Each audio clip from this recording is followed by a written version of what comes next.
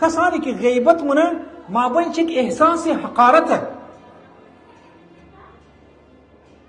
ممکن ایک طرف همی گره پیسه داره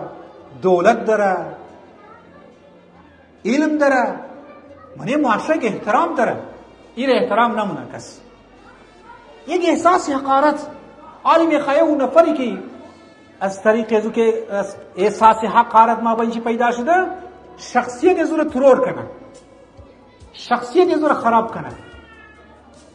خود مگه تخلیه کی مگه دیدی بچار کسته مگه که شور مونه پروا نداره پیل جیغ بیزنه اگر جیغ نزد بزید کلانی کسته ممکنه جیغ بیزنه بیل آل جیغ بیزنه خود تخلیه کنه سیاد کسته قارقور مگه نشنه برای ریزه اولادها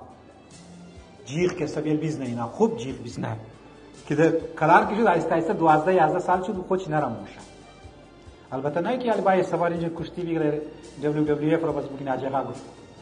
نه اون مطلب اون جاها با جاهی بون که جیغ بیزنه کسته لذا احساس حقارت خو میخواه بر کنه تخلیه کنه غیبت شروع